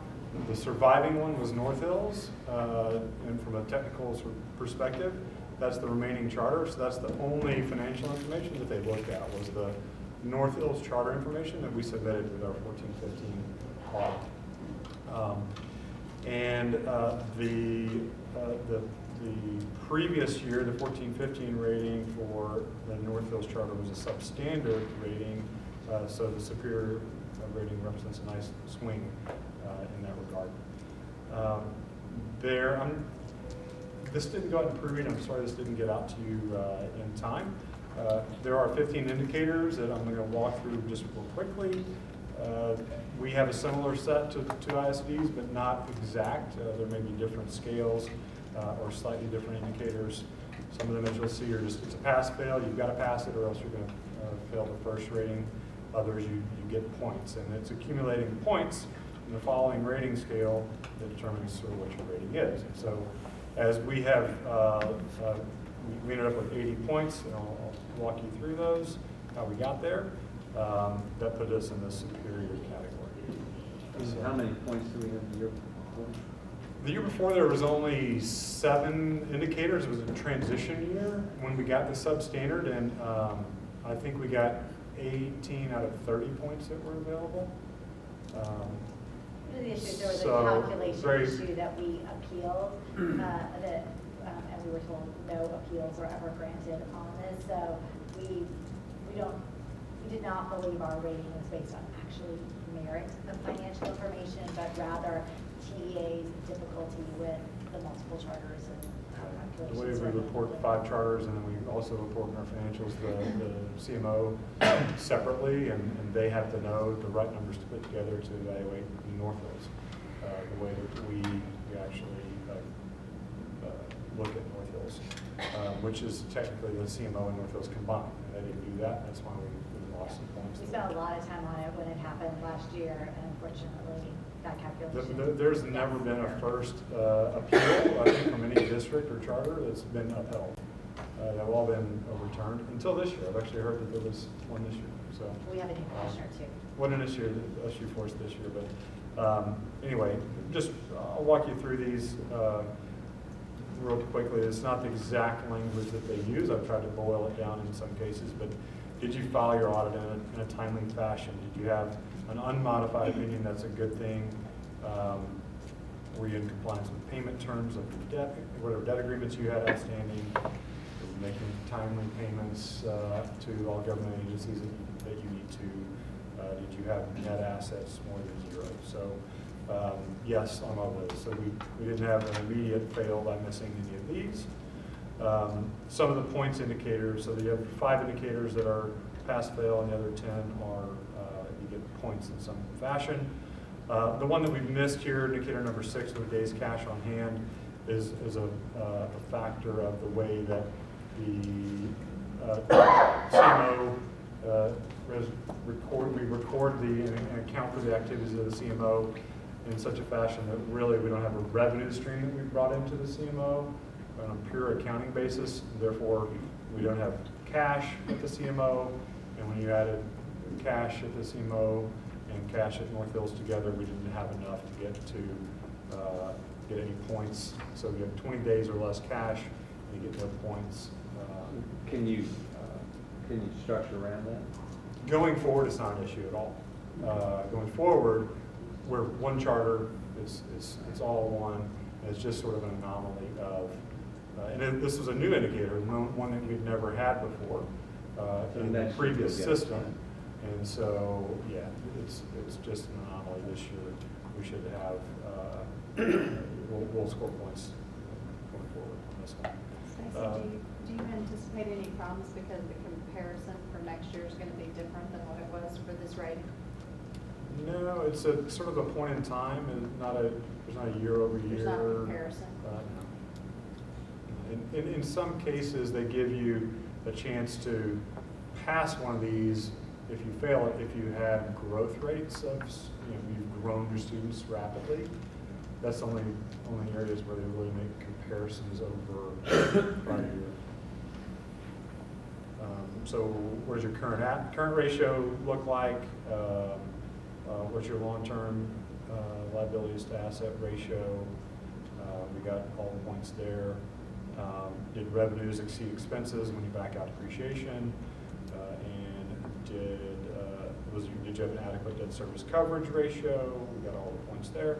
This number 11 is one that in the past, the North Hills Charter rarely got points on, this administrative cost ratio, because with this, from a reporting perspective, we attach the CMO to the North Hills Charter, and which has a heavy general administrative sort of types of costs versus more typical school operating and school running types of expenses. And so this, I think, is again, my projection is that we'll get some points on this rating going forward.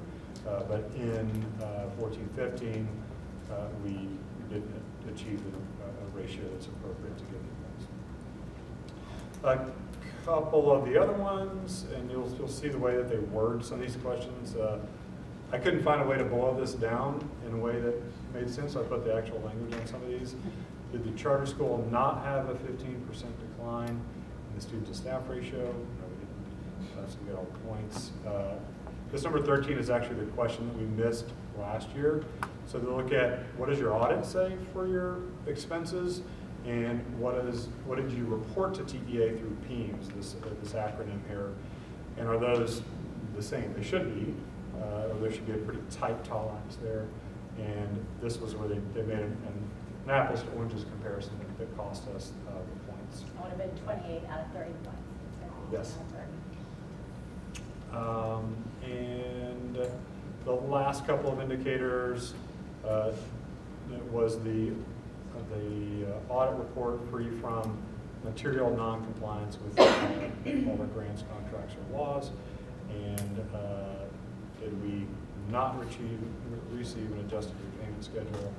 We had no financial hardships, and so we got all the points on those two. So net it's a favorable outcome, and we would expect to pick some points up in areas where we've lost them this year, so that we would see ourselves staying at or near that superior range. Stacy, how does this impact PSF Yeah, great point. So you have to have a satisfactory standard or better first rating to qualify for the Permanent School Fund Guarantee Program, which, because North Hills last year was a substandard, we did not qualify this last time, but this will allow us to qualify for, to apply to the program, and when they open up applications in February. Great question. Okay, thank you very much. You're in great. the right direction. Mo, is that right? Or got you right now? Thank you very much. It's now time for our community open forum. I believe we have one person who has signed up to speak. Is that correct? And thank you very much for coming. And I'll let you introduce yourself in a minute, but I wanted to just, again, extend the thanks of the board for you taking your personal time to come, for your concern for your scholar, and just know that we're committed to every scholar. So we're here to listen and learn. For the board, because this may not be an agenda item, we are not allowed to discuss this. We are here to listen and learn. So thank you very much. Please introduce yourself. I'll stand here. Room's a little awkward. Wherever you're most comfortable. Okay, again, my name is Shirley Higgs. I am the grandmother of a scholar at Hampton Prep, Kaylee Green, 2nd grade. And I want to first give you a little background why I'm here. I'm here because I was on my way home from work downtown Dallas one day, and my daughter called and said, "Oh, I'm stuck in Louisville, Carrollton. I have a parent-teachers conference at 5:30. It was around 4:15. Can you go for me?" I said, "Sure." Then let me give you a little bit of background about the why and my granddaughter and my daughter. My daughter last school year moved from Carrollton to Louisville. She moved back home because she decided, I want to start my own business. So I said, okay, you can move back in, and I'll give you X amount of years to do your thing. So she came back and researched what school she wanted to put her 2nd grader in, which she chose Hampton Prep. I had nothing to do with any of this until the Parent Teachers Conference. So with me getting that call, and I'm downtown Dallas, I probably was near the Dallas Zoo. I said, okay, I go ahead and go. What time is the appointment? She said 5:30. I said, well, okay, I'll just go on over. I want you to go home. Because if I go home, I get comfortable and probably be late.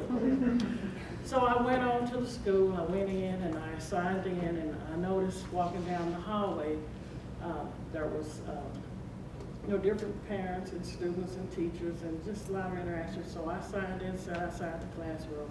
I noticed there was a person in the classroom with the teacher, one waiting, and then there was like some little clip things hanging outside of all the doors of the classroom. So I decided to read. Well, it was a lesson plan. So I read the lesson plans and the learning outcomes and those kind of things. And there was, the person came out, the other person went in. So I was just sitting there observing what was going on. So at that time, it was my time to go into the classroom, and I explained to the teacher, which is a young, bright female. I think she's on the spot, ready to become a great teacher. I explained to her, I'm Kaylee's grandmother. Her mom was not able to make it. I'm here to speak with you in reference to what's going on here with Kaylee in the classroom. So she showed me the test scores of the pre-test prior to Kaylee start learning in her classroom. And of course, because, not bragging because it's my granddaughter, she started pre-K in Louisville Character School District, so we already kind of know that she's a good student. And she showed me those test scores, and I asked her particular questions about, can you give me some evidence of what's taking place in your classroom? And she said, well, just the design of this today is for us to show you whatever these points and that was designed. I guess you have a process that what they only supposed to do. So I said, okay, can you tell me, because outside the classroom she had the college that she attended outside the classroom. I said, can you tell me a little bit more about your college? And she said, well, that's the college I attended. We're 100% college bound. She explained your process. I said, well, okay, can you tell me a little bit about how do you expose the children to different colleges? And she said, well, no, I never really asked those questions, but this is something that they allow us to do. We can choose whatever, she explained it to me. I said, well, okay. And I said, well, I noticed outside of your door on yesterday, I think this was Tuesday, I said, I noticed that on the lesson plan in the learning outcome, you did a lesson plan on Ruby Bridges. And I wanted to know, what did Kaylee write as it was related to that subject?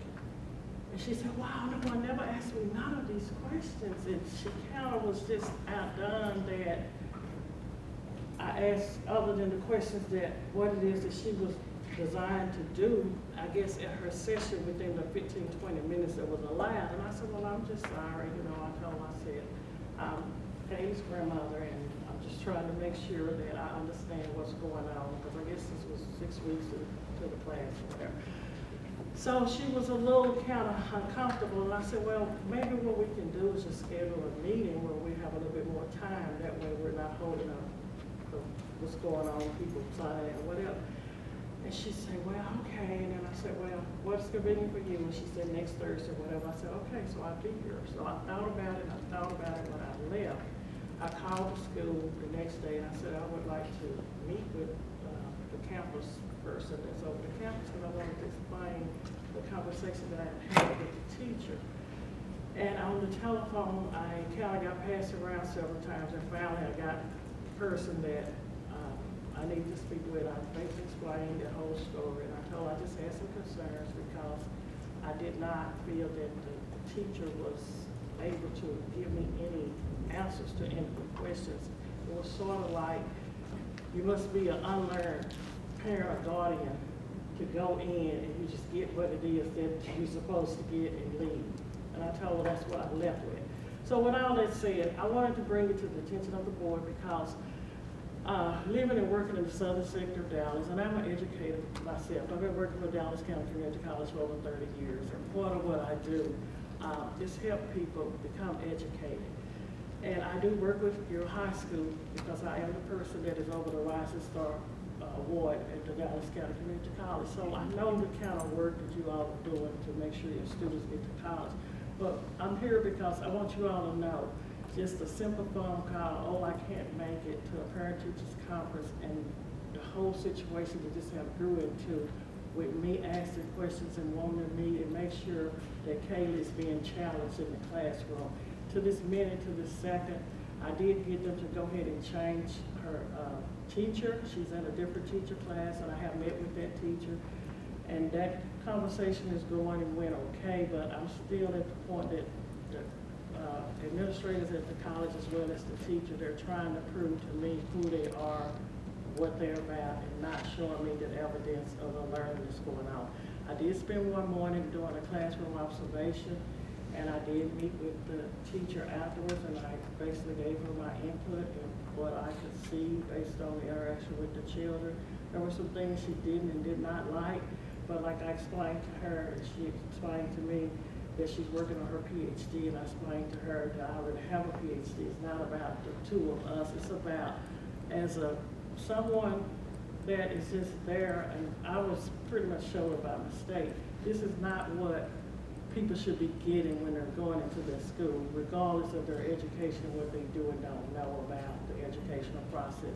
I did explain to them that I did want to meet with the curriculum specialist and your director of that particular campus so that we can get everyone in the same room so that I can now disappear and go back to doing what I needed to do. I told my daughter, because she made this selection and she asked me into this situation, and because my granddaughter has developed friendships, she's going to the birthday parties and things outside, I don't want to uproot her at this point because it's not fair to her. But what I do want to make sure is that learning is taking place. And what you need to know in between all of that, once they realize, and I guess they start figuring out things as it was related to me, grades started changing. My daughter kept telling me, oh, she had a 0 in life skills. And I said, well, why would a child with those type of grades in reading, writing, and math have 0s in life skills and no one? There was just a lot of things that I felt. I'm going to pull myself out of it for the simple reason I won't have to prep to go and be able to do the right thing without having the challenge and demand of someone that they think is looking over their shoulder or trying to get someone in trouble. I'm not there for that reason. I'm there to make sure that not only Kayla, but the other scholars are learning as well without the pressure of someone that know what all be going on is going on. So the purpose and the nature of my visit tonight is to make sure that you all know that you probably want to have some kind of secret shoppers to go into these classrooms, not the people that are monitoring because of the lesson plans that's hanging outside the door, but someone that they don't know is really internally looking at what's going on.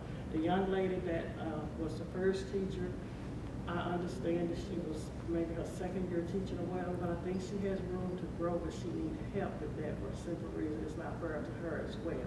So with all that said, what I'm leaving with you is a bad taste that I have had to deal with my grandchild becoming educated in the 2nd grade. To this point, we still don't know other than what I could sit in the classroom and observe that particular morning. And I did ask for records of what is the classroom observation process and those kind of things. I did get that sent to me, and I've been asked to go visit the 3rd grade. But right now, I want to deal with 2nd grade so that I can help my daughter make a decision after this school year what we should do related to all of this. So with all this said, because I truly believe in the educational process, because I was born and raised here in Dallas and went through public schools myself, and I've been sharing this situation with people that I know, and they have gave me different things and why that we should not have chosen charter school. I hope that I can go back and prove them wrong, but I wanted to bring it to your attention because I think that if you don't get to this level, the same behavior is going on within the daily interactions of that particular school. So with all that said, I did explain to the campus administrator that I am very ashamed that this is what they're doing within as it relates to dealing with people regardless of what you do and don't know about them.